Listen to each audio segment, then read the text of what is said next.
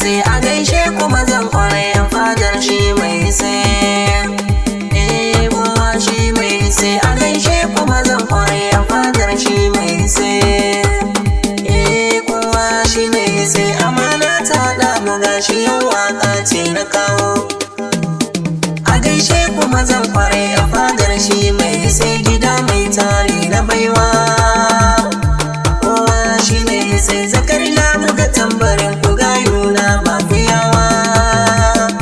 Ku ne lamba ɗaya yan fadar shi mai sai kamata ku ban gani ba. Kowa shi mai sai ni ba fa ina cikin tawakar fadar mace.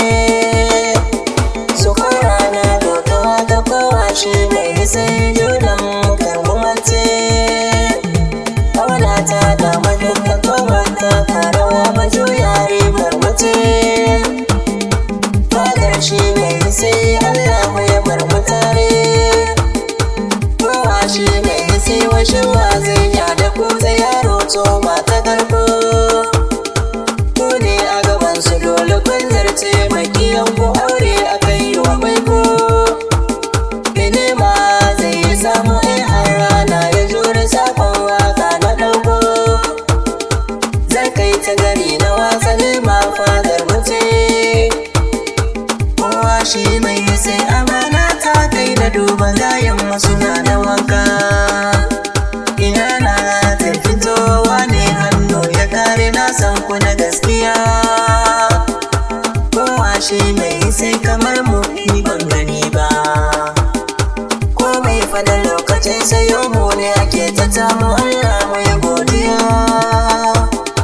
Domin darajar na biyu dafa wani kalikin mu samu sahun gaskiya.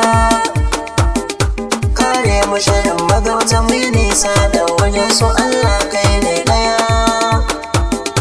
Na yi roƙo to ka ƙara domin ne godiya. Fadar shi mai sai da mun take fannin nishaɗi mun cire tutar kwarai. Kowa shi mai sai muna da kula da zumunci gayoyi gun kwarai. Kan fado dangaren mu babu kamar ku na duba babu mutum so da rai. Mu ne lamba ɗaya ina kuke ƴaƴan amana ƴan fada gaba ɗaya. Ina kuke ƴaƴan amana ƴan fada gaba ɗaya. Zukura ne na alila mai son ku da gaskiya ta gaishe ku gaba ɗaya. Kowa shi mai sai a gaishe ku mazan kwarai ina yi muku godiya. Daga ni na ko Zukura Alila Gurgutulu Tokai. Kowa shi mai sai Fada Gurgutulu Alila.